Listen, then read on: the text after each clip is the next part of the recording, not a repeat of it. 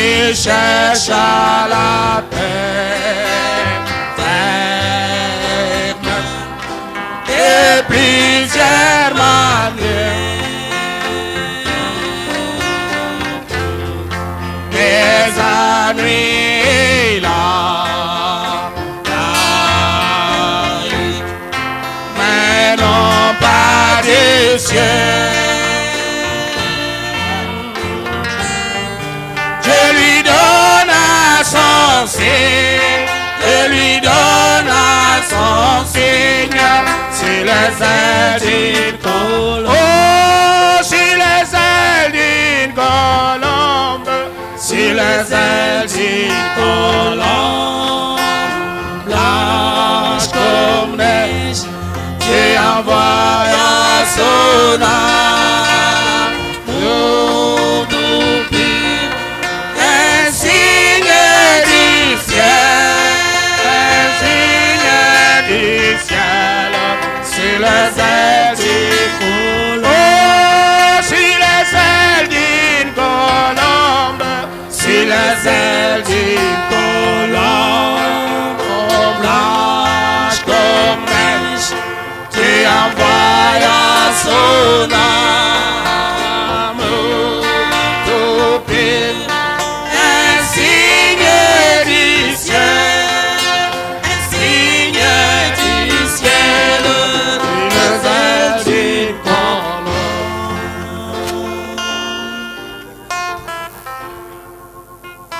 Prions le Seigneur.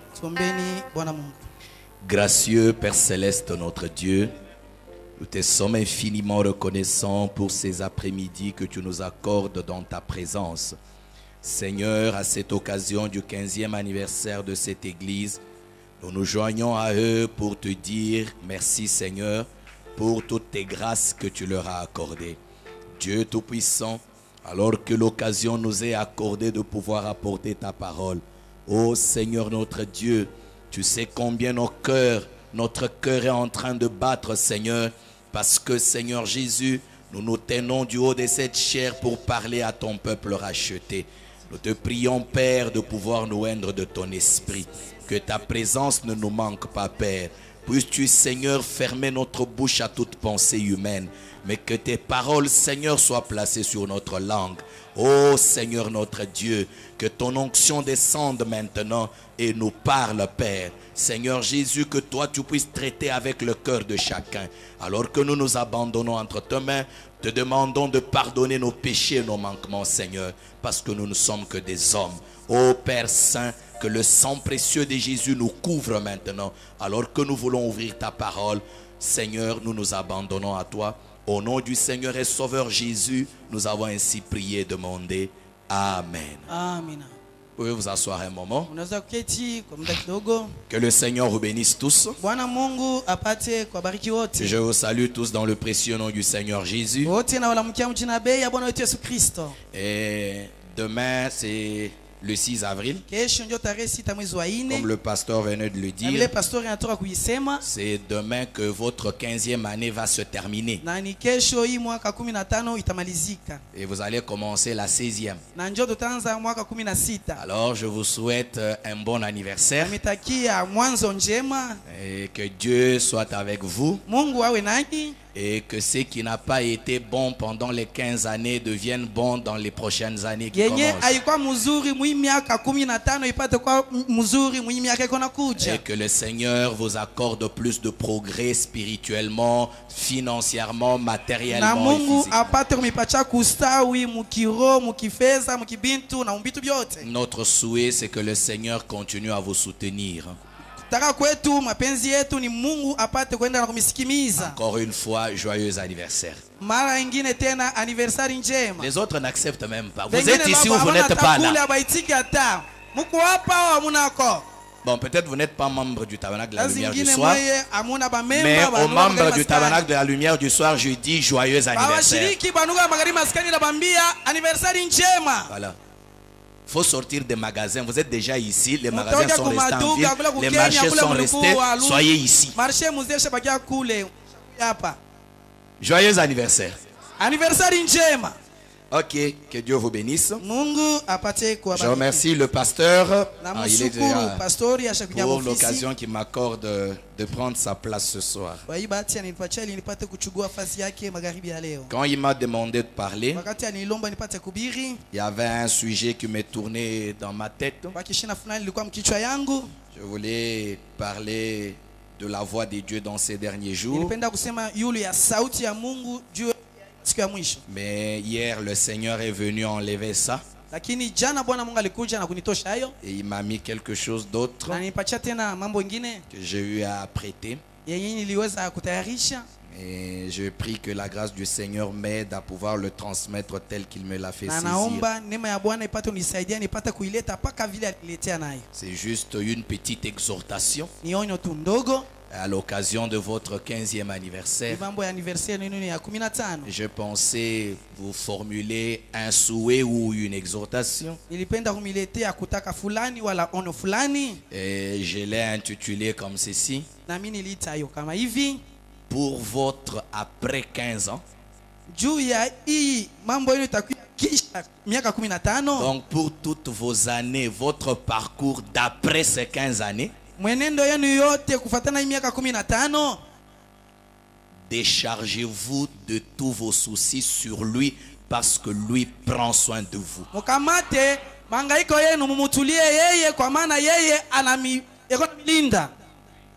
Ne me prenez pas mon temps. Hein?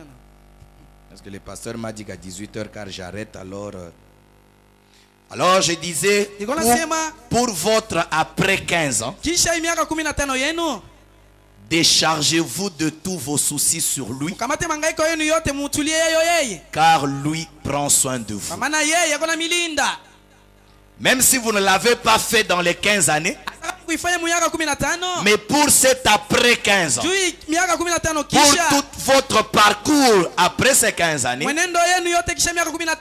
apprenez à vous décharger sur lui de tous vos soucis, parce que lui prend soin de vous. Amen. Nous allons nous lever pour lire la parole. Nous allons ouvrir nos Bibles dans la première épître de Pierre, au chapitre 5. Pierre, 1 Pierre chapitre 5, versets 6 à 7. Humiliez-vous donc sous la puissante main de Dieu, afin qu'il vous élève au temps convenable, et déchargez-vous sur lui de tous vos soucis, car lui-même prend soin de vous. Amen. Que Dieu bénisse sa parole. Pouvons nous asseoir. J'aimerais que vous me donniez votre attention. J'y vais rapidement. Pour votre après 15 ans, déchargez-vous de tous vos soucis sur lui. Lui, c'est le Seigneur. Amen. Car lui-même prend soin de vous. Quand Dieu a créé l'homme et qu'il l'avait placé sur la terre, Dieu n'avait pas fait l'homme pour que l'homme se débrouille. Amen. Mais Dieu, quand il avait créé l'homme, il avait voulu que l'homme dépende entièrement de lui, que l'homme puisse compter totalement sur le Seigneur. Tout ce dont l'homme avait besoin, Dieu l'avait placé là au jardin d'Éden à portée de ses mains. À manger, à boire, tout ce dont l'homme avait besoin, Dieu l'avait placé là. Et Dieu avait voulu que l'homme dépende directement du Seigneur. L'homme n'avait pas à se débrouiller. L'homme n'avait pas à se dépenser pour vivre. Amen. C'est comme ça qu'était l'homme. Mais après la chute, Kisha kuanguka kwa mtu, l'homme se retrouvait dans une condition où il a commencé à se débrouiller lui-même. mtu anajikuta mwali ile anaanza kujihangaikia kujitafutia yeye mwenyewe. Il a commencé à se chercher comment s'habiller. Anaanza tafuta kisi gani atavaa. Quand il a remarqué qu'il était nu, Wakati alitazama alikuwa utupu. alors que depuis la création, Dieu l'avait habillé. Japo tangia tu kumumba Mungu alimuvikaka. Dieu l'avait couvert de son innocence. Mungu alimufinika utupu wake. Et l'homme ne savait pas qu'il était nu. Na mtu asikwanza kujua kama alikuwa utupu. Le diable est venu le déshabiller. Shetani akakuwa kumvua. Et l'homme a commencé à se débrouiller de comment s'habiller. Na mtu anaanza kuangalia gisi gani atajifunika utupu L'homme a fui wake. la face de Dieu. Mtu kimbia uwepo wa Et tout ce que Mungu. vous Na connaissez. yote ile mnafahamu. Et depuis que l'homme a commencé à se débrouiller en ce moment-là, Na tangia ile wakati mtu alianza kujihangaikia, il est toujours un échec aussi longtemps qu'il ne revient pas à Dieu pour dépendre de lui. yeye atakuwa tupa kushinda wakati yote asitamrudilia Mungu ili apate kumtumainia. Est-ce que vous saisissez cela? Eti mnashika ile. Tout ce que l'homme fait sans le concours de Dieu, c'est un échec. Yote ile mtu anafanya pasipo msaada wa Mungu ni kushinda. Quels que soient ses efforts, Japokuwa nguvu quel que anazofanya, soit le travail qu'il fait, japokuwa kazi ile ataweza que ça kufanya, soit pour manger, kwa chakula, que ça soit pour s'habiller, kwa kuvaa, que ça soit pour avoir une maison, kwa kupata que nyumba, ça soit pour être sauvé, kuwa hata kuweza kuokolewa, spirituellement ou matériellement. mkiroho Tout mkimbizu. ce que l'homme fait sans Dieu, Yote ile mtu anafanya pasipo c'est un Mungu échec. ni kushinda. Amen. Parce que l'homme Juu mtu n'avait pas été créé pour dépendre de lui, ashikumbwa ili apate kujitumainia mwenyewe, mais plutôt dépendre du Seigneur lakini anza kutumainia et Mungu dépendre de lui na entièrement kutumainia Mungu yote, en toutes choses, vitu vyote, même les moindres. hata mtu vitu tudogo.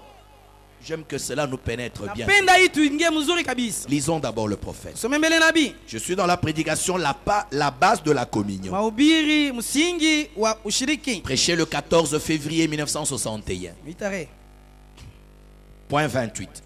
Frère Branham dit, Ndugu Branham anasema, après avoir perdu sa communion avec Dieu, kisha kupotesha ushiriki wake na Mungu, l'homme est devenu un vagabond. mtu anakuwa wa kuwayawaya. Il était obligé de se débrouiller. Yeye aliitwa apate kwanza kujitafutia mwenyewe. Avant cela, Mbele ya kuanguka, donc avant la chute, mbele ya kuanguka, c'est Dieu qui le prenait en charge. ni Mungu ndiye alikuwa anabeba uzito wake wote. Est-ce que vous saisissez cela? Amina. Avant la chute, Mbele ya kuanguka c'est mtu, Dieu qui le prenait en ni charge. Mungu ndiye alikuwa anamchukua muzito Mais wake. aujourd'hui, Lakini leo il voit qu'il doit se débrouiller lui-même. anaona kama anapaswa kujitafutia mwenyewe. Et c'est une chose très difficile. Na hii ni kitu kama kiguvu kabisa. Il n'a donc pas un père aimable pour veiller sur lui, Ana baba mpendo wa kukesha juu yake, pour le protéger, juu kumkinga, pour le guider, juu kumwongoza, pour le diriger, juu pour kumwongoza, le nourrir, juu kumulisha, l'habiller, juu kumuvika, le prendre en charge comme auparavant. kumchukua tu mzito sasa vile mbele. Est-ce que vous comprenez? Quand Naelewa? l'homme a chuté, Wakati mtu il a alianguka, perdu une grande chose qu'il avait. alipotesha kitu kikubwa alikuwa nacho. Cette chose, Kile c'est kitu que l'homme n'a plus le Père divin. ni kusema mtu asina tena baba wa kimbingu. C'est lui qui le prenait en charge. Anaweza kuchukua mizigo yake. Pas le prendre en charge seulement pour le salut. Hapana tu juu ya wokovu tu. Mais frère me dit, Lakini ndugu Branham pour anasema veiller sur lui, juu ya kukesha yule le yake, protéger, kumkinga, le guider, kumwongoza, le diriger, kumwongoza, le nourrir, kumulisha, l'habiller, kumuvika, le prendre en charge comme auparavant. kumchugua mzito wake kama mbele. C'est que pour s'habiller, Ni kusema juu ya il kuvaa faut que Dieu intervienne. inapasha Mungu Pour asaidie. manger, Juu ya kula il faut que Dieu intervienne. inapasha msaada wa Mungu. Pour avoir un Juu ya travail, kupata kazi, frère, ndugu, vous pouvez travailler, unaweza kutumika, avoir des millions. unapata Vous mamilioni, pouvez même avoir l'argent dans votre unaweza maison kupata na fedha nyumbani la nuit. mwako usiku. Mais si Dieu dit que vous ne mangez pas le Lakini lendemain, kama Mungu anasema kesho vous n'allez utakula, pas manger. hautakula. Je vous assure. Na mihakikishia hii, Vous pouvez avoir un salaire chaque mois. unaweza kuwa na mshahara kisha Mais mwisho wa sachez mwezi. toujours que Jua tu ya kama cet argent-là, ile fedha c'est ile Dieu qui vous le donne. ni Mungu ndiye anakupatia S'il hiyo. décide autrement, Kama anachukua mpango à la fin mwingine, du mois, tous les programmes que vous aurez faits vont tomber à l'eau. mwisho wa mwezi mipango yote ushakubeba itanguka mu maji. Amen. Amina. Frère Branham dit, Ndugu Branham anasema au lieu donc de revenir, bali kumbe huyu mtu arudie. donc l'homme est allé loin du Mtu Père, anaenda mbali na qui baba. prenait soin de Huyu lui, anaanza qui kumchunga. le prenait en charge. Huyu anaanza Mais kumlinda. au lieu de Bali pa revenir, kumrudilia, il cherche à se frayer son propre chemin. anaanza kujitafutia kujipasulia njia yake Il veut mwenyewe. se frayer son propre chemin de Anapenda retour. kujipasulia njia yake mwenyewe ya L'homme kurudia. veut se frayer son propre Mtu chemin. anapenda kujifungulia njia C'est yake ce qu'il mwenyewe. a toujours Na fait. ndio kile mtu C'est anafanyaka. ce qu'il fera Na toujours, ndio je kile mtu pense. ataendelea kufanya. Mimi Chercher à nawazia se frayer son propre kutafuta chemin. kujifungulia njia. Et chaque fois qu'il se fraye son propre Na chemin, kila mara mtu anajifungulia njia yake mwenyewe. il se trompe toujours. Anakalaka tu najidanganya. Jilanda. Toujours. Mara yote. Quand il ne veut pas dépendre de Dieu, Wakati ashipende mshughulikia Pour Mungu, kutumainia chaque Mungu. chose. Juu ya kila kitu. il veut se frayer son chemin. Anapenda kujipasulia njia Dieu mwenyewe. qui ne ment pas dit, Mungu yasidanganya yake anasema. il se trompe Huyu mtu toujours. angalau tunajidanganya kila mara. Amen. Amina. Donc nous comprenons Tunaelewa. qu'aussi longtemps que l'homme voudra se débrouiller, quand Wakati je dis wote- l'homme là, c'est moi, Wakati c'est unasema toi, ule mtu c'est ni toi. mimi ni wewe. C'est qu'aussi longtemps que je voudrais me Wakati débrouiller, wote mimi tatafuta tu kujihangaikia mimi mwenyewe. je serai toujours malheureux. Takuwa tu mnyonge. Ole. Parce que je vais toujours échouer. Juu mitaanza tu mpaka kushindwa. Tu échoueras toujours. Utaanza tu mpaka kushindwa. Et tu penseras à un certain moment que Dieu ne t'aime pas. Na utaanza kuwazia utafikia wakati mwanzo uzia sema Mungu ashikupenda. Peut-être pendant ces 15 ans, Sasa zingine muda hii miaka tu as 15. pensé que Dieu ne s'intéresse qu'aux autres, mais pas à Unaanza toi. kuwazia sema Mungu anashughulikia tu bengine hapana wewe. Pourquoi? Jua nini? Parce que tu ne veux pas revenir. Juu wewe haupendi kurudi. Revenir à quoi? Kurudia Au kunini? fait de dépendre entièrement de Dieu. Mamba kumutumainia paka Mungu mwenyewe. Tu vas penser que Dieu ne s'intéresse pas à tes Unaweza problèmes. kuwaza Mungu ashughulikie mambo yako. Or, cela est faux. Japo ile iko bongo. Dieu aime chacun de vous. Mungu anapenda kila moja kati yenu. C'est ça mon message de ce Ndio soir. ujumbe yangu wa magharibi ya Dieu leo. aime chacun de nous. Mungu anapenda kila moja kati Il yenu. s'intéresse à chacun de Eko nous. nashughulikia kila moja kati yetu. Et il s'intéresse à chacun de tes problèmes. Na eko nashughulikia kila mambo nayo. Il tient et veut t'aider. Anapenda kukusaidia. Amen. Amina. Écoutez le prophète. Sikiliza nabii. Je suis dans la prédication L'Esprit de vérité. Mahubiri roho ya ukweli. 18 janvier 1963. Point 31 et point 36. Nukta 31 36. Frère Branham dit, Ndugu anasema Dieu s'intéresse à tout. Mungu wako anashughulikia yote. J'aime vous entendre dire Amen. Napenda msikia kuitika amina. Nous sommes dans l'anniversaire, il ne faut pas être triste. Tuko mkaramu ya kukumbusha kuzalika. Je veux que vous prêchiez ensemble avec moi. Napenda mpate kuhubiri pamoja na mimi. Dieu s'intéresse à tout. Mungu wako anashughulikia mambo yote. Il s'intéresse aux petites choses que vous faites. Eko anashughulikia mambo kidogo ile uko nafanya. Amen. Amina. Même les petites choses que vous Hata faites, tule tubitu tuloko uko nafanya. Dieu s'y intéresse. Mungu wako anatuangalia. Ne pense pas qu'il ne s'y intéresse pas. Usiwazia kama Mungu ashughulikie eto.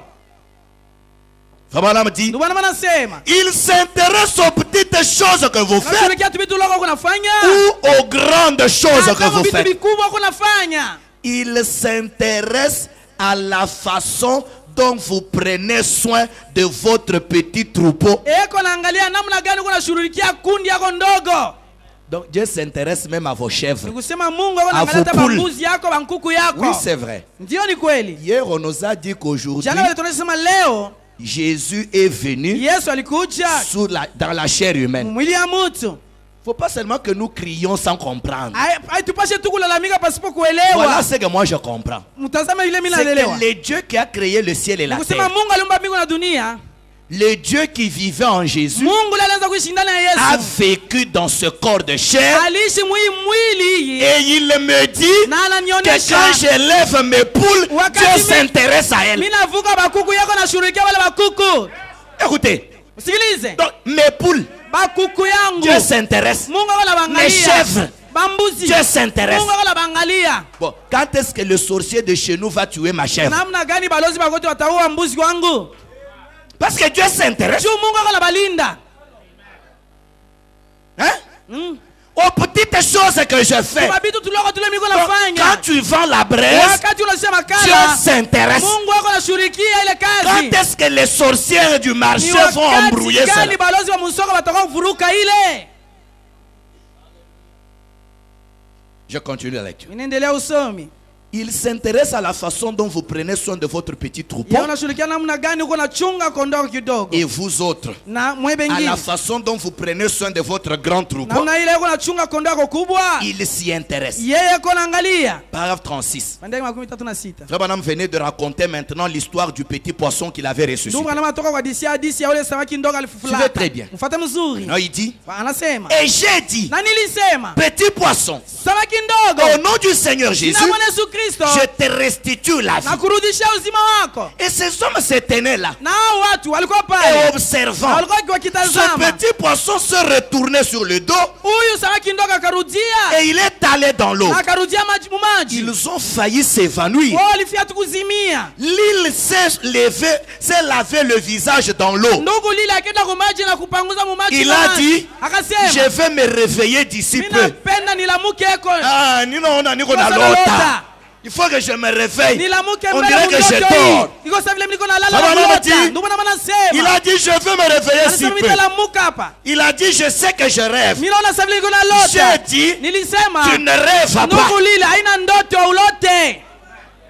Tu ne rêves pas. Haina ndoto C'est une ulote. réalité. Ni kweli Le petit kunatendeka. poisson vient de Samaki ressusciter. mdogo anatoka kufufuka. Maintenant, écoutez. Sasa msikilize. Frère Branham dit, Ndugu na manasema. et juste au même moment, Wakati moja au même moment, wakati moja je moja pense, mimi nawazia j'avais 30 ou 40 enfants handicapés moteurs sur les listes de prières. nilikuwa na watoto 340 mu mstari ya karatasi ya maombi. Des enfants handicapés Watoto wale qui wabilema. attendaient la guérison, Walikuwa wanachunga mais uponyaji. Dieu ressuscite un petit Lakini poisson. Mungu anakuwa kufufula kasamaki kadogo.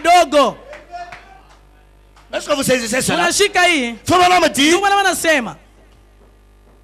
et comment Dieu peut-il laisser ses enfants handicapés moteurs et ressusciter ce petit poisson? Namna gani Mungu anaweza kuacha hapa watoto kidogo wa bilema na kwa kufufula kasamaki kadogo? Cela montre simplement Hii inaonyesha tu asema qu'il s'intéresse à tout. yeye anaangalia yote. Oui, oui. Ndio. Dieu ne s'intéresse pas seulement aux hommes. Mungu asiangalie tu Il wanao peut s'intéresser à ma poule. Anaweza kushughulikia hata kuku Parce qu'il wangu. s'intéresse à tout. Juu yeye anaangalia mambo yote. 37. 37. Pourquoi a-t-il utilisé sa puissance pour maudire un figuier Juu nini alitumia uwezo wake juu kulaani ule mtini? alors qu'il y avait des milliers de lépreux dans le Japo pays? kama milioni watu wa ukoma muinchi. Il a dépassé ces lépreux. Yeye anatambuka na kuacha bale Et watu wa il est ukoma. allé maudire un figuier. Anaenda tu kulaani mtini. Là, il a dit Pale na que akasema personne ne mange de ton fruit. usiwe mtu hata moja kula Et tunda le zako. figuier a séché. Na ile mtini Il kakauka. a utilisé sa puissance. Alitumia uwezo wake. Ça montre qu'il s'intéresse aux arbres. Inaonyesha kama yeye yako naangalia hata miti. Hein? Eh? Oui, frère. Ndio ndugu. Je vais vous amener au point où, Amepeleka munukta si ile. nous pouvons comprendre Kama tunaweza que tukuelewa. Dieu s'intéresse à tout, Mungu ako naangalia vous ne vyote. pouvez même pas laisser votre arbre mourir. Hautaacha hata mti yako kukauka. Vous pouvez prendre cette chose, Unaweza uchukua hii kitu. l'amener au Seigneur, Nipeleka kwa lui dire Bwana. Seigneur, Mwambie j'ai Bwana. besoin de mon avocatier. Mimi napenda hii avocado yangu ipate kuendelea kuishi. Est-ce qu'il s'intéresse à tout? Juu yeye yako anachunga yote. Frère Branham dit, Ndugu wangu wanasema. cela montre qu'il s'intéresse. Inaonyesha ya kama yako naangalia yote. Que personne ne mange de ton fruit. Kusikuwa hata mtu Et mmoja. le figuier a séché. Na ile mtini Il a kakauka. utilisé sa puissance. Yeye alitumia uwezo Ça wake. montre qu'il s'intéresse aux arbres. Inaonyesha ya kama yeye yako naangalia hata miti. Il s'intéresse aux poissons. Yako nalinda hata wasamaki. Il s'intéresse à vous. Yeye yako na kushughulikia hata wewe. Il s'intéresse à moi. Yako na nishughulikia mimi. Je pensais que tu allais dire Amen. Nini wanasema utaitika hata amina. Il s'intéresse à moi. Yako na nishughulikia Et mimi. il s'intéresse à voir sa parole être rendue Na manifeste. anashughulikia apate kuona neno lake ikionekanika. Et il compte sur nous pour faire cela. na anatutumainia sisi juu ya kufanya Car ile, c'est nous qui sommes ses agents. kwa maana sisi ndio wafanyakazi Il wake. n'y a rien en nous-mêmes. Ndani mwetu sisi hamuna kitu, C'est lui. ni yeye. Nous nous abandonnons simplement Tunajiachilia tu et nous marchons avec na lui. tunatembea tu pamoja naye. Amen. Amen. Le Dieu qui est riche en miséricorde. Mahubiri Mungu mtajiri katika rehema. 19 janvier 1965. Tarehe Paragraphe 89. pande yake 89. Écoutez, Usikilize. frère Branham dit, Ndugu anasema, suivez très bien. fuate mzuri. Peut-être ce soir, Saa zingine magharibi ya ou leo, pendant ces 15 années, muda hii miaka vous avez 15, eu certaines choses qui n'ont pas marché. kuna wabitu fulani havikuendeka. Le prophète dit. Nabii anasema hivi. Quand le prophète dit, ça veut dire Dieu dit. Wakati nabii anasema binafia kusema ni Mungu ndio anasema. Frère Branham dit, hein, Ndugu anasema quand Dieu oint un prophète, wakati Mungu anapaka nabii fulani, ce prophète parle. unabii anasema Ce qu'il dit kile ule nabii anasema ne faillit pas akiwezi kushindwa. de la même manière que ce que vous lisez dans la Bible. Là Namna ne moja faillit pas. moja ikiwemo nasoma Biblia kishindwe. Et il dit, Na quand ce anasema, prophète parle, wakati huyu nabii le anasema, ciel et la terre passeront, mbingu na dunia mais bitapita, ce qu'il dit là na kile ule nabii ne anasema passera pas. kamwe akiwezi kupita. Frère, Ndugu, ça ce n'est pas frère Branham. hii haina ndugu Branham. Mais le Dieu du ciel Mungu wa mbingu est en train de te dire quelque chose ce eko soir. nakwambia kitu fulani magharibi ya leo. Il dit, Anasema hivi, Dieu s'intéresse à tout ce qui ne va pas. Mungu ako anashughulikia yote ile yaiendeke. Je vais vous entendre dire Amen. Napenda umisikia kuisika amina. Quand il dit tout ce qui ne va Wakati pas, c'est anasema tout ce yote qui ne va pas. aiendeke, ni yote aiendeke. Si c'est la santé qui ne Kama va ni pas, afya nye endeke, Dieu s'y intéresse. Mungu ako Si anashughulikia ile c'est ton commerce afya. qui ne va pas, Kama ni biashara Dieu s'y yako, intéresse. Mungu ako Si c'est anashughulikia. tes enfants Kama ni batoto qui ne yako vont pas bien, wenye hawaendi Dieu mzuri, s'y intéresse. habana mzuri, Mungu ako Si c'est ton anashughulikia. mariage qui est Kama instable, ni ndoa yako Dieu s'y intéresse. ni Mungu ako Si anashughulikia. c'est ton salut qui est Kama ni incertain, wokovu yako haina kitu, Dieu s'y Mungu intéresse. ako anashughulikia. Dieu s'intéresse à tout ce qui ne va pas. Mungu ako anashughulikia yote aiendeke. Il dit Anasema à tout ce que vous envisagez. kwa yote ile unatumainia kufanya.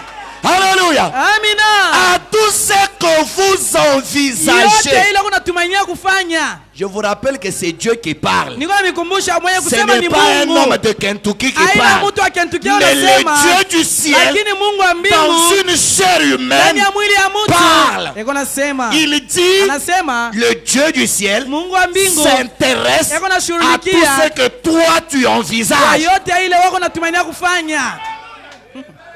Tout. Yote. Quand Dieu dit tout, Wakati c'est Mungu tout. anasema yote ni yote. Écoutez, Msikilize.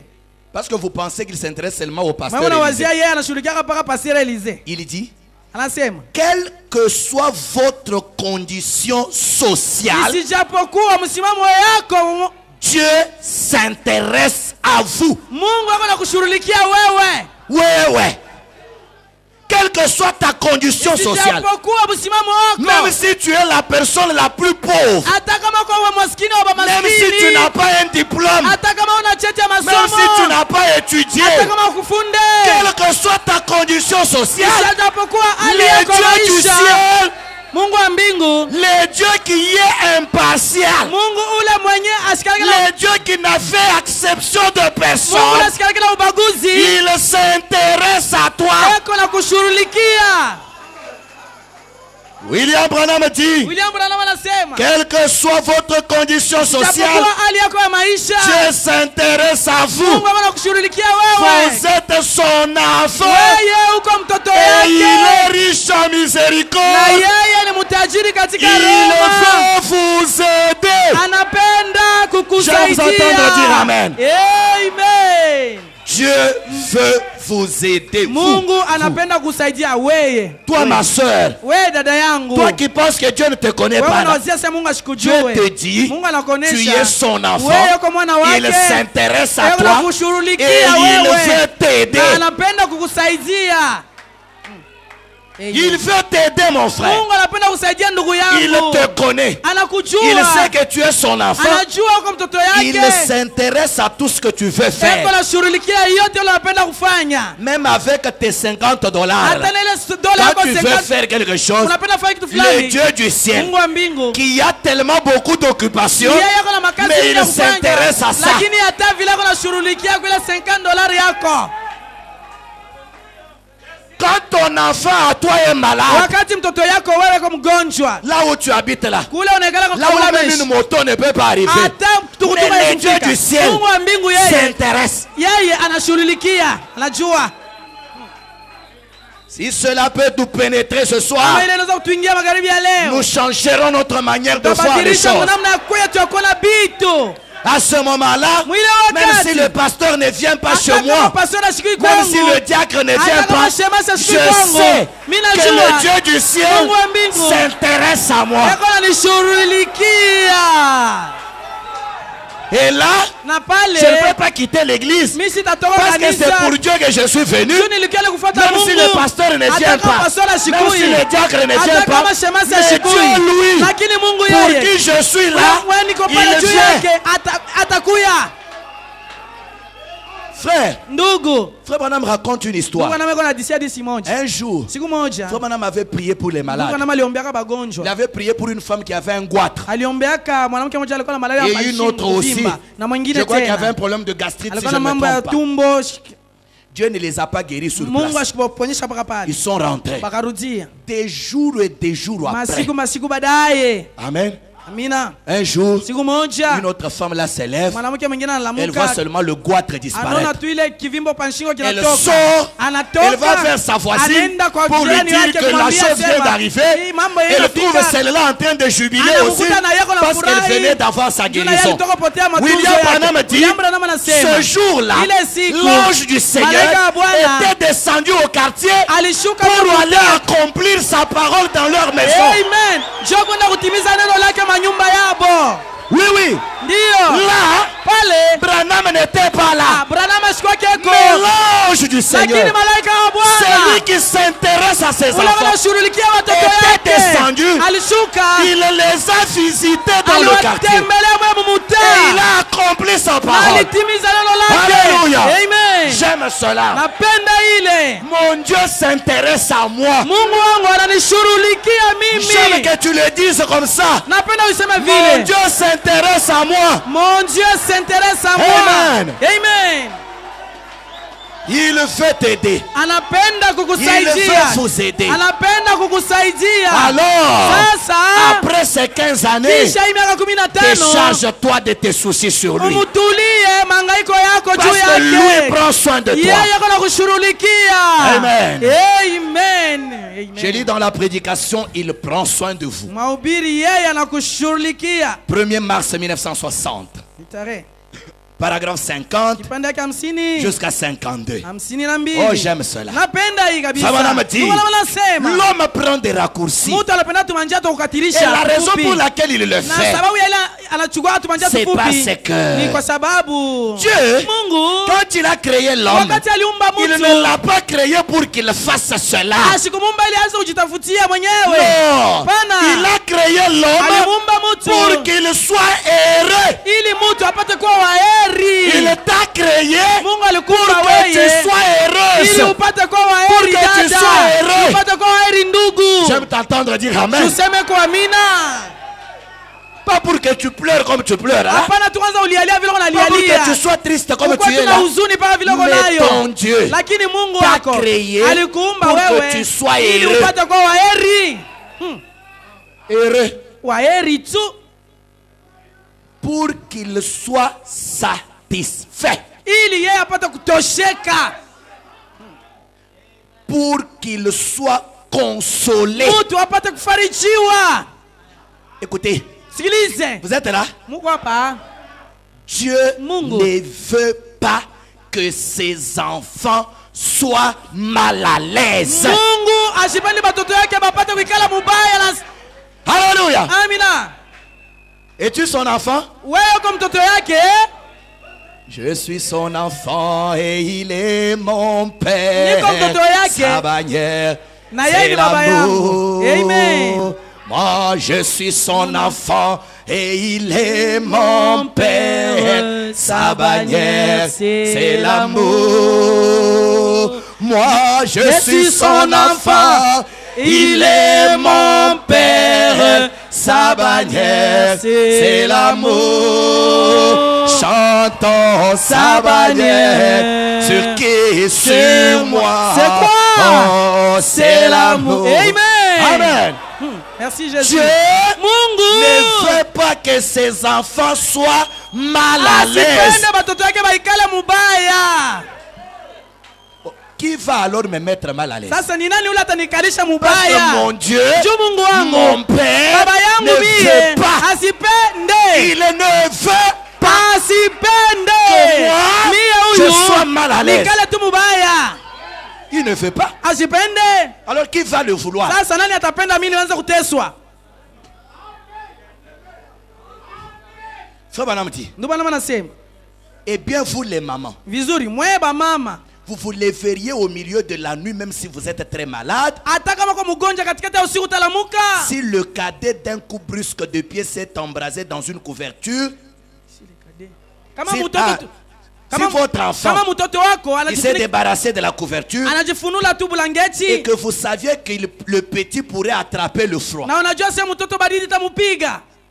Amen. Amina. Vous vous efforcez d'une façon ou d'une autre d'aller à son chevet afin de le mettre dans de bonnes Utafanya conditions. nguvu yako yote uende ukitanda yake ili upate mfinika wewe mwali mzuri. N'est-ce pas ça les mamans? Mabama aikale Même si vile. toi tu as sommeil, Hata ushingishe même si tu es kupola. fatigué, Hata usha kuchoka mais namna quand la gani? vie de ton enfant est en Wakati danger, uzima mtoto wako yuko hatari. tu coupes ton sommeil, Unakata tu usingizi. oublies ta maladie, Unasabu magonjwa tu yako. t'occupes d'abord Unaenda de mbele cet enfant. kushughulikia mtoto wako ule. Amen. Mon homme dit, Ndio bwana nasema. si l'un de vos bien-aimés, Kama mmoja wa wapendwa l'un de yako, vos enfants mmoja wa watoto était yako couché malade alikuwa kulala pale et mgonjwa brûlant de fièvre, na yeye iko na homa, et qu'il vous était possible de rester là avec un chiffon Na et inaweze- de baigner son visage avec l'eau fraîche Inawezekana pour le pale- mettre à l'aise, ubakia tu pale na kingo kia mai uko na mbweka pale ili asikie mzuri, vous le feriez.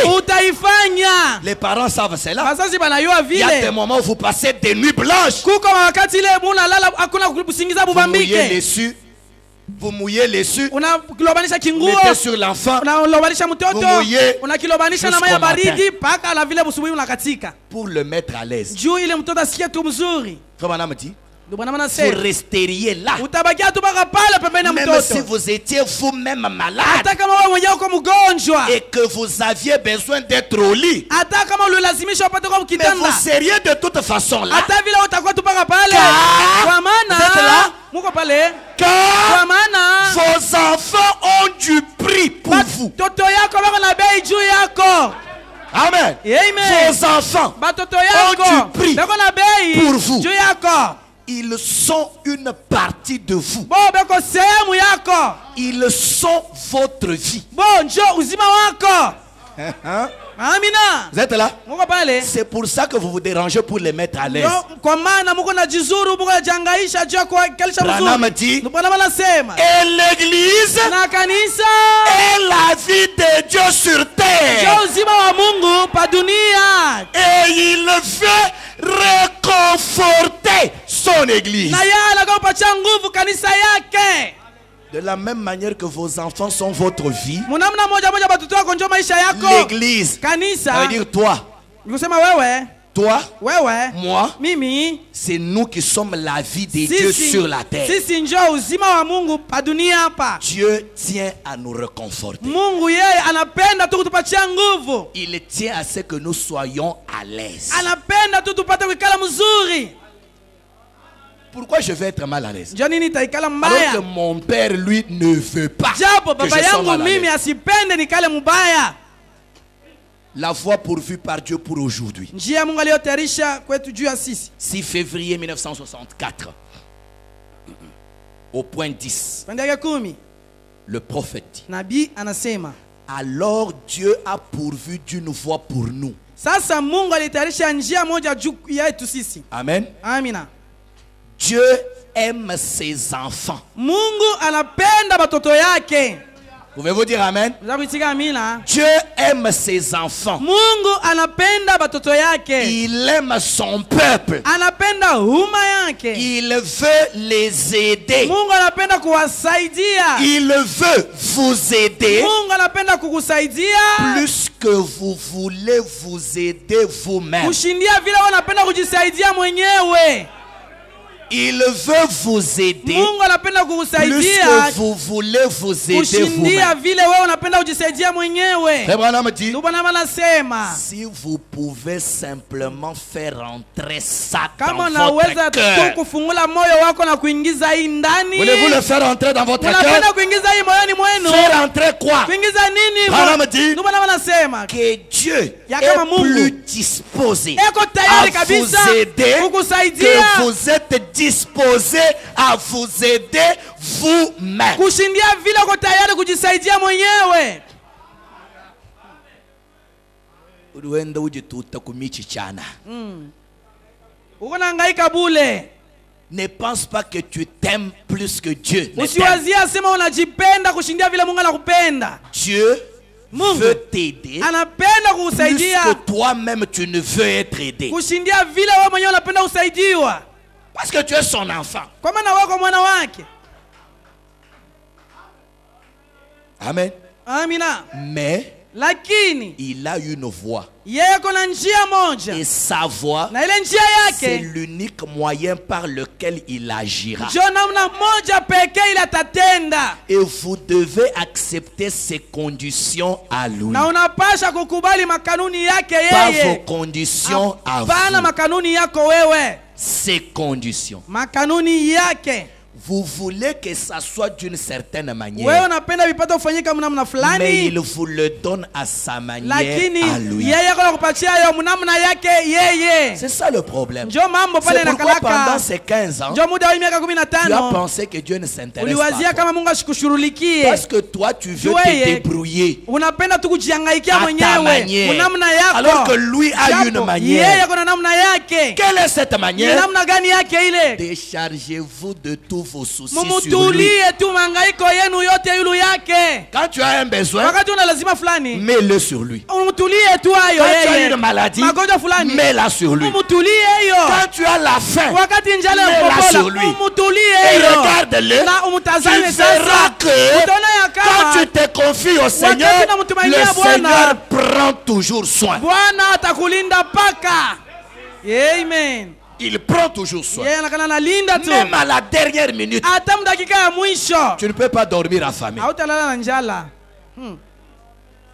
Dieu enverra quelqu'un avec un sac de farine. Mungu atatuma mtu mmoja na mfuko wa bunga. Le plus grand problème, Mambo kubwa ni c'est nini? que nous comprenons que Si tunaelewa ya pour kama que Dieu me nourrisse, juu Mungu il anilishe, faut seulement que ça soit sorti de ma poche. inapasha itoka kwa mfuko yangu. Dieu lui t'a promis de prendre soin de Mungu yeye toi. alikulaka sema atakushughulikia kukulisha. Quand tu as cherché et que ça ne vient pas, Unatafuta upate. Seigneur, Bwana, j'ai cherché. mimi natafuta. Toi-même tu as vu. Wewe ushinaona mwenyewe. J'ai tout fait. Mimi nafanya Mais yote. tu as dit Ni wewe ulisema que le juste, je ne peux pas l'abandonner. mwenye haki sitamwachilia kamwe. Même sa progéniture Hata uzao ne wake peut pas dormir de faim. haiwezi kulala na njaa. Pourquoi mes enfants vont dormir de Watoto faim yangu aujourd'hui? wanapenda kulala na njaa leo. Alors que toi, Japo tu as wewe dit ulisema que je ne peux pas dormir de mimi faim. siwezi kulala na njaa. Et puis assis-toi. Kisha uikala lwako. Tu verras ce jour-là. Utaona ile Tu siku vas commencer à vivre une vie de paradoxe. utaanza kuishi maisha ya mastajabu. Amen. Amen. Amen. Dieu, Mungu il veut que nous nous reposions. anapenda sisi tupate kupumzika. L'homme doit se reposer. Mtu anapasha pumzika. Parce que Dieu, Juu Mungu quand il a... Bon, nous disons des choses, mais tunasemaka vitu saa zingine. quand la parole est venue, Wakati neno et likuja nous a ramenés au commencement. naturudisha bustani ya Edeni. Les livres de la rédemption est Kitabu venu. ya ukombozi Les titres de kilikuja. propriété est venu. Kitabu kia mwenye Mais le mali. titre de propriété est Kitabu venu kia pour cheti ya mwenye mali ni. C'est pour que tu te reposes. Ni ili upate Comme kupumzika. Adam se Kama reposait. vile Adamu alianza kupumzika. Quand il avait besoin de manger, Yeye analazimisha c'est kula. Dieu qui s'en Ni occupait. Mungu ndiye alianza kushughulikia kula kwake. Amen. Amen. Oui. Ndio vile. C'est vrai que le fruit ne tombait pas là où il était Ni assis. kweli matunda yakaanza kumwangukia Il mkichwa pale allait le shekala. cueillir. Anaenda Mais Dieu anaichuma. l'avait placé là. Lakini Mungu alimwekea matunda pale ile ende kichume. Toi aussi, quand tu veux sortir le Wewe, matin, wakati unaenda kutoka demande asubuhi. à ton Dieu de placer là. Lomba kwa Mungu wako uniwekee makuta Pour fasi que tu ailles fulani. prendre. Ngenda kachugue tu lwangu. Maintenant, toi, tu sors Wewe unatoka pour prendre, Njoo tu kubeba. ne trouves rien. Haupata kitu. Le titre de propriété est venu Chete mwenye mali inakuja. pour que je dorme de faim. Ili mimi nipate kulala njaa. Avec ce message. Na hii ujumbe. Regarde même une fois là, tel. Ndikosi kupata hata matembele.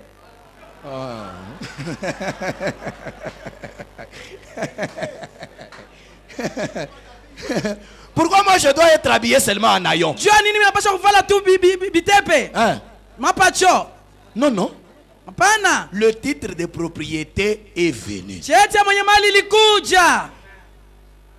C'est comme je faisais rire un pasteur à Kasumbalesa. Unaweza kuchekesha pastor wao Kasumbalesa. Un pasteur est mort quelque part. Pastor fulani anakufa fasi fulani. Oh, Dieu a dit Mungu par alisema. un vase. Oh, kupitia chombo fulani. Ton travail ici est terminé. Kazi yako inamalizika hapa. Maintenant, tu vas me servir en Europe. Wewe tena nitumikia mu Mais Ulaya. tu vas quitter ici, Utatoka hapa. Chikapa, Kinshasa, Kinshasa, à pied pour arriver. Njoo kufika mu Ulaya. Aujourd'hui, Leo hii. non, Ah, c'est du temps de Jésus quand il n'y avait pas des ni avions wakati wa Yesu que mandege Philippe kwake s'est huko. envolé. Philippe alilukaka vile. Aujourd'hui, Leo hii Dieu a mis Branham dans les avions. Mungu alibaka Branham kama maavion. Maintenant, toi, Dieu, tu viens, Wakati il y a wewe les avions kuko pour mandege me demander de faire les pieds. unilomba mianza kutembea Ici à Canaan. kutoka hapa kwa Kananga. Nzambi ngamubengi. Ula Ula na na Mungu Mungu. Baba. Celui-là n'est pas Dieu. Non, non. Hapana. Je vais vous lire ici. Tamisomea hapa. Branham dit, Branham anasema notre Dieu Mungu wetu n'est pas un Dieu qui veut faire souffrir ses ana enfants. Mungu anapenda kuteswa watoto No, yake. no. Hapana. Branham dit, Branham je vous le anasema lirai. tamisomea Dieu, hiyo. Mungu n'ayez pas une idée usikuwa na mawazo telle ile que ya pour kusema obtenir quelque ya chose de Dieu, kupata kitu toka il Mungu faut supplier, inapasha kubembelesha, demander, kulembelesha, jeûner, kulia, kufunga encore. chakula. Hapana. No. ça c'est quel parent? Ni baba kani ule pa kumpa mtoto kitu paka mtoto amulilie. Donc pour donner à ton enfant, il faut mtoto- que l'enfant se blesse même. Mtoto wako yapasha ajilumize atajua kumpa kitu. Est-ce que vous faites comme ça? Mama unafanyaka vile Alors kwa watoto pourquoi wenu. Dieu lui va Jua faire nini ça? Mungu yeye baba wetu atafanya vile? Non. Hapana. Non. Hapana. Après 15 ans, Kisha miaka 15 déchargez-vous des soucis sur lui. mumutulie mangaiko yenu yote ilu Et yake. reposez-vous. Na pumzika loko. Laissez-lui s'en occuper. Umwache yeye kushughulikia hayo. Même s'il ne règle pas ça aujourd'hui, Hata kama simalize il ile mambo réglera leo. demain. Ataimaliza Il kesho. réglera après-demain. Ataimaliza kila Mais kesho. moi, Lakini je ne mimi peux pas marcher avec les soucis. sitatembea na mangaiko. Le temps est parti. Wakati nenda. Psaume chapitre 55. Zaburi sura 115. Psaume 55. Zaburi 115. Verset 23. Mstari yake 23. Écoutez ce que Dieu dit. Msikilize kile Mungu anasema. Psaume 55, 23. Remets ton sort à l'Éternel Mambo yako mwachilie yo Mungu wa milele. et il te soutiendra. Na yeye atakusaidia. Pouvez-vous dire Amen? Nakutia amina. Il ne laissera jamais chanceler le juste. Kamwe asaacha mwenye haki kuyumba yumba. Le juste. Mwenye haki. Quand on parle du juste, Wakati wanasema mwenye haki, toi tu te regardes. wanajiangalia. Moi non. Ha, mimi huyu mwenye haki Le wewe. juste. Mwenye haki. Juste. Mwenye haki. Juste. Haki. Juste. Haki. Ça ne peut être que frère Branham. Hii ni paka ndugu Branham. Dans cette église, Mwi kanisa. juste. Mwenye haki. Bon, peut-être le pasteur. Paka pasteur kabamba. Bon, peut-être tel frère. Hapa diakri Jean. Peut-être telle sœur. Dada fulani. Si tu n'es pas juste, Kama wewe hauna mwenye haki, même tes prières ne peuvent pas être exaucées. hata maombi yako hawezi La kukubaliwa. Bible dit Biblia inasema c'est la prière du juste Ni qui a une maombi plus grande efficacité. ya mwenye haki njoko na nguvu kubwa. Et frère Branham Na dit, ndugu Branham anasema qui est injuste? mwenye haki ni nani? Ce n'est pas celui qui ne pêche pas, Haina ule mwenye sitendake zambi, mais un juste, lakini mwenye c'est haki celui qui se repent chaque ni jour de ule ses anaomba péchés toba kila siku kuhusu mazambi et yake, qui espère dans le sacrifice du juste. na ule eko natumainia mu sadaka C'est mwenye ce haki, sacrifice-là ni ile qui sadaka fait de lui un juste. njo inamufanya apate kwa mwenye haki. Que les justes disent Amen. Amen. Alléluia. Amen. Alors si tu es un juste, Sasa kama kwa mwenye haki, ton pied ne peut pas chanceler. mguu yako haita yumba yumba. Amen. Amen. Matthieu chapitre 11. Mathayo sura 11. Oh, que Dieu m'aide à finir. Mungu anisaidie nimalize. Matthieu 11, Mathayo 11 28 à 30. 28 à 30.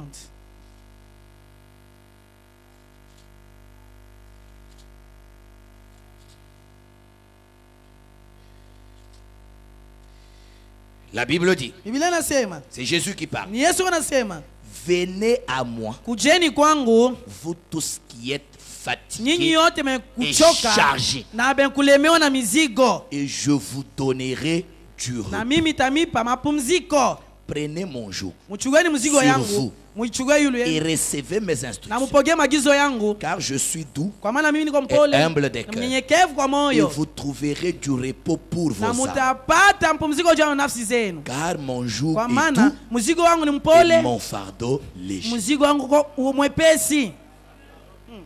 Le seul fardeau que Dieu vous demande de porter, c'est Christ. Mzigo tu peke yako Mungu anamilomba mpata kuchugua ni Kristo. Et vos fardeaux à vous, mettez-les sur lui. Mukamate mizigo yenu mutulie yeye. Le chrétien doit se reposer. Mukristo yeye anapasha kupumzika. Je lis dans la prédication, il prend soin. Et vous? Mimi nasoma mahubiri yana mishurilikia afu mweye. 21 juillet 1963. Excusez-moi d'enlever ce truc. Unisamee nivule koti hii. Paragraphe 34. Pande kama 38 na 40, 40 41 41 et 108. na 108. Frère Branham dit, Bwana anasema, il parle de Jésus. anasema kuhusu Yesu. quand il était ici sur terre, comme Wakati je alikuwa le kwa dis, dunia sasa natoka kuisema. il prenait soin de gens Alianza kushughulikia watu. au point qu'il guérissait leur maladie. Ukifikia ule alianza kuponyesha hata magonjwa yao. Vous êtes là? Uko pale? On nous a parlé de Jésus le même hier. Balitonesha Yesu yule. Hein? Le même Jésus qui était en Orient Yule alikuwa est siku venu à asubuhi. l'Occident. Yule alikuwa magharibi. Jésus est le même dans les moindres détails. Yesu yako yule hata mtubitu tudogo. Même dans sa manière de prendre soin. Hata mnamna yake kushughulikia vitu. Amen. Il prenait soin des gens Alianza kushughulikia au watu. point qu'il guérissait leur maladie, Fikia alianza kuponyesha hata magonjwa yao. réconfortait leur cœur, Kuwapatia mioyo nguvu. leur parlait d'une place qu'il irait leur préparer. Kuwaonesha kuhusu fasi alienda watayarishia. Et il reviendrait les Na reprendre, alipasha prendre, kurudia Pour kuwachugua. les amener auprès de lui. Kuwapeleka kando kando yake. Il prenait soin d'eux. Alianza kuwashughulikia. Et remarquez, Na tazameni. il a tellement pris soin d'eux Aliwashughulikia tulabo sana. que quand il a su qu'il devait partir Wakati ilifika alipasha kwenda et nous envoyer cette glorieuse chose, na kututumia hiki kitu cha utukufu. il a dit, Alisema, je ne vous laisserai pas orphelin, sitamiacha kamwe yatima, mais je vous enverrai le Saint-Esprit lakini nitamtumia Roho et Mtakatifu il continuera à prendre soin de vous à ma place. na yeye ataendelea kumshughulikia pafasi yangu. Amen. Amina. Moi, Jésus, le corps, je m'en Ni vais. Yesu mwili Le naenda. Saint-Esprit Roho revient Mtakatifu pour anarudia. continuer Ja kuendelea à prendre kumshughulikia. soin Amina. de vous Shughulikia nyinyi à ma place fasi yangu jusqu'à son retour. mpaka na kurudi kwake. Branham dit, Branham anasema il n'y a personne Hakuna qui mtu prend soin comme mwenye Jésus. kushughulikia na kuchunga kama Yesu. Amen. Amen. Personne. Hakuna mtu. Sachant que son corps, en Lazima tant que mwili souverain wake, sacrificateur dans kama kuwa ni l'œuvre de mkuu médiation mwile kazi ya qu'il upatanisho est en train d'accomplir maintenant, yeye kunafanya sasa, ce corps doit être dans la présence de Dieu tout le temps pour ile intercéder, mwili inapasha kwa mwepo wa Mungu juu ya kutetea, afin que Dieu ne puisse pas voir le péché du pécheur. ili Mungu asipate kuona dhambi ya mtenda Il ne dhambi, voit que le sang de son apate propre fils. kuona tu damu ya mwana wake. Et sachant cela, Na akijua comme ile, Jésus savait que Savile. son corps devait être absent d'ici, Yesu alijua sema mwili wake haitakuwa wako. Il a renvoyé le Saint-Esprit Alituma Roho Mtakatifu pour continuer à réconforter son peuple. juu ya kwenda kupatia nguvu umma yake. Frère Branham pose la Maana question. swali Prend-il le soin? eti eko na chunga Le na Saint-Esprit. kulinda Roho Prend-il le Mtakatifu soin? eti Roho Mtakatifu kona linda Certainement. hakika Il prend soin. yeye kona linda Eh bien, na il devait continuer à prendre soin du peuple, de son peuple ici sur terre, na yeye alipasha kuendelea kushughulikia tuma yake pa de dunia la même manière qu'il avait pris soin des gens quand il était ici. munamna moja moja alishughulikia umma yake wakati alikuwa hapa.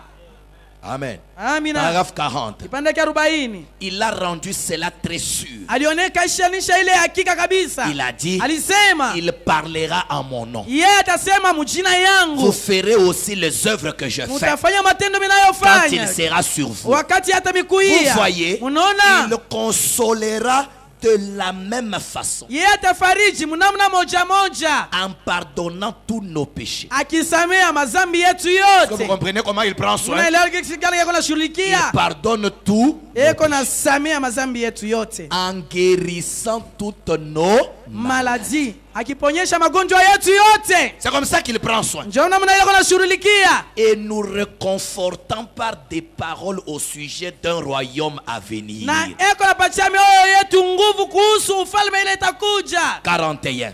41 Et maintenant, na sasa pour avancer davantage, juu ya kuendelea mbele il zaidi envoie le Saint-Esprit anatuma Roho Mtakatifu pour nous consoler kwa kutufariji par des soins. kupitia matunzo. Amen. Amina. Des soins. Matunzo Par des soins. ya matunzo, Et il demeure en nous. na yeye anabaki kuishi ndani mwetu. Oh, Yeah. il prend soin. Yeye anatulinda, tushughulikia. 108. 108. Jésus prend soin. Yesu Je vais vous anashughulikia. entendre dire Amen. Napenda msikia usikia Jésus prend soin. Yesu anashughulikia. Déchargez-vous donc sur lui de tous vos soucis. Mumutulie yeye mangaiko yenu yote. Quand vous êtes chagriné, Wakati huzuni na kubamba, il prend soin. yeye anakushughulikia. Quand vous perdez vos bien-aimés, Wakati unapoteza wapendwa il wako, prend soin. yeye anakushughulikia. Il prend soin des morts, Anashughulikia de ceux qui sont morts en Christ, wale washakufa katika Kristo, même ceux qui sont partis. hata wale wako Il msape. prend soin d'eux Yeye pour anawashughulikia. qu'au jour de la résurrection, Siku ya ufufuko, il les ramène. abarudishe. Il veille sur tout ça. Yeye yako na kesha, yako na linda juu ile yote. Amen. Amina. La foi. Mahubiri imani 27 avril 1956. Paragraphe 25. pande yake 25. Frère Branham dit, Ndugu na nasema il parle comment il avait prêché à sa femme la nuit sur le repos. yeko nasema gisi gani alihubiria mke wake busiku yule wa Il était mapumziko. tellement inspiré, il a réveillé, mais lève-toi un peu, Yeye je voulais te alipata prêcher. upulizo ya mahubiri fulani akamwamsha mke wake Et lamuka il l'a kulihubiri. prêché presque pendant 3 heures. Anamhubiri muda wa masaa 3. Alors au paragraphe 25, il dit, Pande ya 25. je lui ai prêché sur le repos du chrétien. Nilimhubiri yule wa mapumziko ya Mkristo. Écoutez, Msikilize. quand vous venez à Christ, Wakati unamkuya Kristo, tout est réglé. yote namalizika. Venez à moi, Kujani vous kwangu. tous qui êtes fatigués et Yote chargés, kuchoka na et kulema na je vous mizigo. donnerai du repos. Taipasha mapumziko. C'est réglé. Mambo yanaishia pale. Tout est fini. Yote namalizika. Christ a déjà payé le prix. Kristo anaisha kulipa bei. Tout ce qu'il vous faut faire, Yote nakupenda tu c'est kufanya. simplement vous reposer. Ni kuikala tu na kushika ta. Laissez Kupumzika. tomber. Kuacha tu yote. Arrêtez de bondir ça et Hapana là. kuluka kwa hangaika kuna D'être kule. tout troublé. Kufurukiwa tu. De lieu en lieu. Kutoka huko katuba De dénomination en Umazehebu nenda dénomination. huku. Remballant la lettre de Huko recommandation. nenda na kibarua kia Chez les kutumiwa. méthodistes, Huko vers les mashibiringa. baptistes. Kwa Batista. Aujourd'hui, tabernacle X. Leo demain, tabernacle tabernacle Kokotie. Y. Kesho- Demain, tabernacle 20. Kesho mtabernacle Oh banania. là-bas, Dieu ne parle pas. Oh Oh kule Mungu là-bas, Dieu ne fait asema. Kule pas. Mungu ashitende. Ah, Dieu a déjà parlé dans sa Mungu parole. asha kusema ndani ya neno lake. Il dit, Anasema repose-toi. pumzika. Prends tes soucis, Beba mangaiko mets-les yako. sur lui. Umutulie yeye. Frère Branham dit, Bwana anasema inscrivez cela une fois au ciel et laissez-le là. andika yo tuma na wenda kumbingu na uyache pale. Unaelewa? Tu as écouté? Tes problèmes là, Mambo yako ile. tes soucis là, Mashagrin yako ile. inscris-les au ciel. Uiandika kumbingu. Ton nom que tu veux inscrire dans les registres, dans les Jina églises yako là. unapenda kuandika tu makanisa kote Inscris-le au unaenda. ciel. Andika yo kumbingu Laisse-le là. na uyache kumbingu kule. Branham dit, Branham anasema, voyez, unaona? ne soyez pas troublés. Usikome kuvurukiwa. Venez simplement à lui Kuja tu et kwake reposez-vous. na upumzike. S'il est Jéhovah Jireh, Kama yeye ni Yehova Jire, reposez-vous là-dessus. pumuzikia pale juu. Hein? Eh? C'est que si vous avez un besoin, Kama una lazima et fulani, que la parole dit neno qu'il nasema est Jéhovah yeye ni Jireh, Yehova c'est Jire. l'Éternel qui Ni pourvoit à kusema, tes besoins. uamile yako unatayarisha Alors mahitaji yako. repose-toi là-dessus. Pumuzikia Seigneur, tu pale. es Jéhovah Jireh, Pale voici mes besoins. Yehova Jire, tazama mahitaji yangu. Branham dit, Branham anasema, s'il est Jéhovah kama Rapha, ni Yehova Rafa, reposez-vous là-dessus. wewe pumuzikia tu paka pale. Donc si tu es malade, Bon, kama kwa prends ta maladie, kwa magonjwa donne à yako, Jéhovah Rapha umpatie Yehova et Rafa. calme-toi. Na wewe ikala kimya. Aujourd'hui, tel évangéliste vient. Leo mpasha habari Ligne jambo de anakuja. prière. Msala ya maombi, wewe ule tena wa kwanza. On prie. Wanatia mikono. Demain, Kesho. un autre vient. Wengine Ligne de anakuja. prière. Msala ya Pour la même maombi. maladie. Magonjwa paka moya La moya. prière, ce n'est pas la cure de quinine. Maombi haina dozi ya Prendre le kinini. matin, à midi, Mampatia le baba soir. asubuhi, midi, magharibi. S'il est Jéhovah Rapha, Aba yeye ni Yehova mais Rafa. repose-toi là. Supumuzikie pale yulu. Donne-lui ta maladie et Umutulie calme-toi. magonjwa yako na ikaa kimya. Branham dit, Branham anasema, s'il est le Seigneur qui nous sauve par la grâce, kama yeye ni Bwana atokoa kwa neema, mais reposez-vous là-dessus. supumuzikie tu pale. Oh, je risque de me perdre. Oh, Oh, mina- je risque na- de. naweza Oh, je tupotea. risque d'aller en enfer. Naweza kwenda tu mjela. Non. Hapana. Il est le Seigneur qui nous sauve par la grâce. Yeye ni Bwana atokoa tu kwa Je lui ai neema. abandonné mon âme. Nishamwachia nafsi Je yangu. me repose. Napumzika. Je sais en qui j'ai cru. Ninajua ni ndani ya nani mimi Et je sais qu'il est niliamini. capable de garder mon dépôt Ninajua ni yeye jusqu'à ce jour-là. kunichunga mpaka kwa Parce ile que je siku. le lui ai confié. Kwa maana mimi nilimtumainia, nilimtolea hayo. Je termine à lire ça, je vous raconte une histoire et je finis. Mimi namaliza kusoma hii na hadithi moja na mimi namaliza. Branham dit, Bwana anasema, reposez-vous là-dessus. pumzike yule wa pale. S'il est le Seigneur qui nous guérit Kama par la yeye ni grâce, Bwana anatuponyesha kwa neema, reposez-vous là-dessus. pumzikia pale. S'il est le Dieu qui vient du ciel avec 10 000 saints de ses saints, Kama yeye ni Mungu anatoka mbingu na 10,000 ya maziwa Reposez-vous yake, là-dessus. pumzikia pale. si les morts en Christ ressuscitent premièrement, Kama wafu katika Kristo walifufuka kwanza, reposez-vous là-dessus. pumzikia pale. Tout, Yote c'est le repos. ni mapumziko tu. Oh là là, Oh la la. je me sens vraiment religieux Najisikia maintenant. tu Même. wa kidini sana Oh, sasa. se reposer. Kupumzika. Ne pas bondir de lieu en lieu. Hapana kuwayawaya huku na Et être kule. emporté par chaque vent de doctrine. Na kupeperushwa na kila Mais pepo mafundisho, se lakini reposer sur ce que Dieu a dit. adi kupumzika kwa kile Mungu anasema. Amen. Amen. Le temps n'est plus. Wakati haiko tena, Je ne saurais pas lire tout. sitaweza kusoma yote, Mais Dieu vous a déjà tout dit. lakini Mungu ashamionyesha Je vais vous yote. raconter une histoire. Hadithi moja. Frère Branham la Ndugu raconte Branham yuko na hadithi. dans la prédication Laissez échapper la pression. Mahubiri kuacha mkazo ipate kutoka. Voilà. Il dit, Anasema un jour il circulait, siku moja yuko natembea il lwake, arriva à un endroit, anafika fasi fulani, il a rencontré une femme. anakutana na mwanamke mmoja. Vous êtes là? Mko pale, Cette femme-là, mwanamke ule Frère Branham dit, quand je l'ai anasema regardée, wakati nilimtazama elle avait l'apparence d'une dame de 30 ans. alikuwa tuna hali ya kusema mwanamke wa miaka 13. Est-ce que vous comprenez? Mnaelewa? Mais Lakini quand j'ai parlé avec elle, wakati nilisumbulia naye elle avait 60 ans. alikuwa na miaka Elle 16. m'a dit que deux de Alionyesha ses kama enfants étaient des médecins et ils avaient mon âge. Batoto yake bawili walikuwa banganga na walikuwa na miaka yangu mimi Branham. Branham dit, Branham je me anasema suis étonné. nilishangaa Une femme de 60 ans, mwanamke wa miaka avec 16 l'apparence na d'une jeune hali dame de ya 30 ans. mwanamke kijana wa miaka Je lui ai 13. demandé, Nilimuuliza, Madame, comment mama, faites-vous? ulifanya namna gani? Vous êtes là? Mko hapa? Elle n'a pas dit, Ashikusema je frotte les Microphone. avocados, je Nilikamata mets les maavocado, lights, nikaweka oh, j'ai fait les... malaite.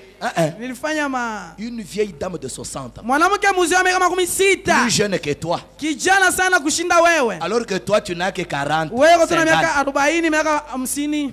Branham lui a posé la Branham question. anamuuliza, Tu fais comment ni unabifanya pour je paraître jeune njia kuonekana alors kijana que tu es vieille? japo wewe ulikuwa mzee? La femme dit, Mwanamke anajibu, frère Branham, ndugu Branham, j'ai cru Jésus quand j'avais 12 ans. niliamini Yesu wakati nilikuwa na miaka 12. Et je lui ai confié mon âme, Nilimtoa nafsi yangu, corps, mwili wangu, tous mes problèmes, mambo yangu je les lui ai yote donnés. nilimtolea nayo. Depuis lors, Tangia ce que pale moi je fais, yeye miko c'est nafanya que je ne porte aucun fardeau dans mon sikalaki hata na cœur. mzigo hata moya moyoni Tous mwangu. mes problèmes, Mambo yangu je les yote lui ai confiés. nishamutulia hayo, Parce que kwa maana lui m'a dit yeye qu'il aliniambia peut porter mes problèmes. anaweza kuchukua mambo yangu. Écoutez, Sikiliza, si lui n'est pas assez grand Kama yeye pour porter mes ana problèmes, tu mkubwa wala mnene sana kujua kuchukua mizigo yangu, alors moi je ne peux pas être plus grande que lui pour sasa les mie porter. siwezi kuwa mkubwa kumshindia ili nipate kuweza kuchukua mizigo Et si lui yangu. est incapable, Kama yeye siwezi, alors c'est fini. ni kusema Je kunaishia ne pale, porte plus.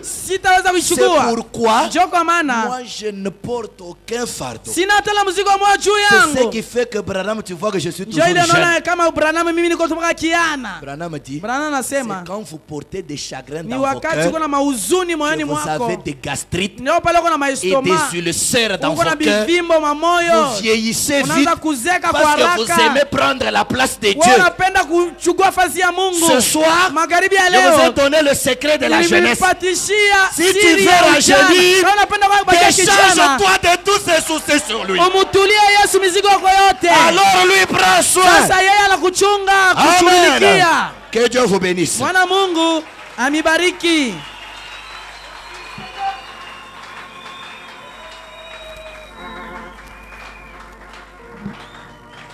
Est-ce qu'on peut se tenir debout Eti tunaweza kusimama wima pour qu'on se décharge? ili tutule mizigo zetu. Mon père est riche en maison et en terre. Baba yangu ni mtajiri mu manyumba maudongo, Il tient entre ses mains tous les trésors du monde. anashika mikononi mwake mali zote za ulimwengu. Des rubis, des diamants, l'argent et l'or, ses coffres sont pleins. Alimasi, dhahabu, fedha, vyote vimekuwa mikononi mwake, Et il a d'immenses richesses. na yeye eko na mamali kubwa. Page 56, cantique 153. Ukurasa 56, mwimbo 153. Battez très fort les mains. Tupige mikono kwa nguvu.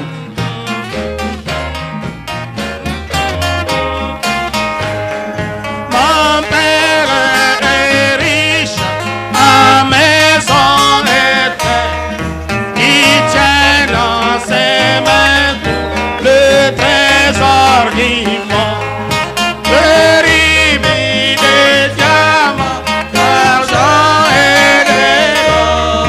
Ses coffres sont pleins, il a d'immenses richesses. Je suis enfant du roi, un enfant du roi, car Jésus mon sauveur, je suis enfant de je suis enfant du roi, un enfant du roi, car Jésus mon sauveur, je suis enfant du roi.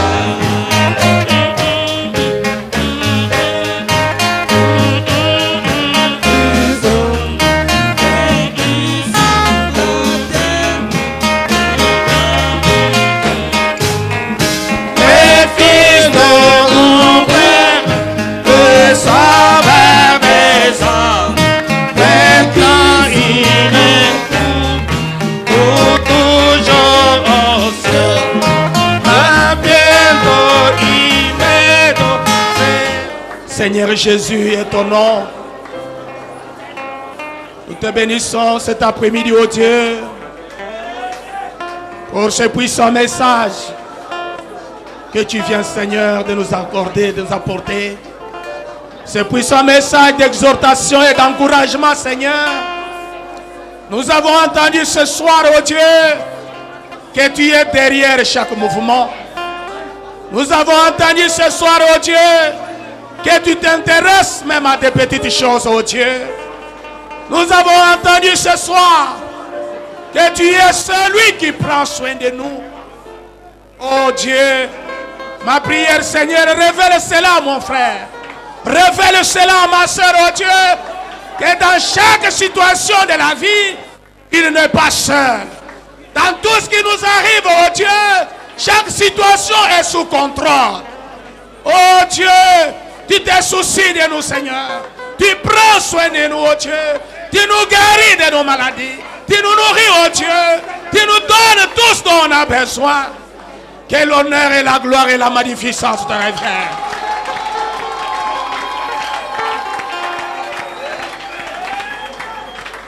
Sois béni, Seigneur. Sois élevé, sois adoré. Toi la rose de Sharon, toi le lys de la vallée, toi le plus beau entre 10 000, l'incomparable Jésus, la cachette la plus certaine, l'abri au temps de tempête, l'arc-en-ciel à cette couleur.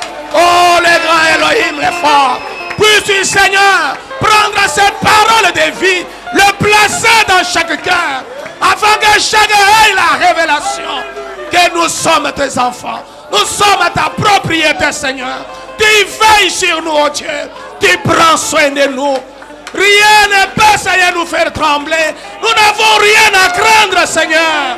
Oh Dieu, laisse que ce soir, que mon frère soit encouragé, que ma soeur soit encouragée, que la lumière du soir soit encouragée, que Dieu du ciel veille sur nous et il prend soin de nous. Merci pour cela, Jésus. Merci, Seigneur. Merci, oh Dieu. Merci pour cette grâce. Merci pour cette bonté. Merci pour cet amour. Merci, Seigneur. Car tu es Dieu et tu prends soin de nous. Que l'honneur et la gloire et la magnificence te reviennent au siècle de siècles. Reçois nos acclamations. Reçois nos cris de joie. Reçois nos cris de joie, Père, car tu es celui qui le mérite. Tu es digne, oh Dieu, de le recevoir ce soir. Merci, Père. Oh Dieu. Maintenant, alors que nous sommes arrivés à la fin de notre réunion, alors que tes enfants vont t'offrir leurs dîmes et leurs offrandes, Seigneur, bénis tout un chacun d'eux. Chasse l'ennemi dans leurs activités, oh Seigneur. Laisse que leurs yeux soient tournés vers toi. Toi qui prends soin de nous, Seigneur. Oh Dieu, si tu permettras que la journée de demain nous soyons encore une fois en ces lieux. Seigneur Jésus-Christ, parle à nos cœurs. Vivifie ta parole, Seigneur. Que les anges de Dieu puissent camper autour de chacun de nous, Seigneur. Pour nous interpréter davantage cette parole. Et nous en donner plus la révélation. Accorde-nous cela, Seigneur, pour la gloire du Père en ton nom Jésus-Christ. Nous avons prié ainsi. Amen. Amen. Amen. Pendant que nous invitons les diacres.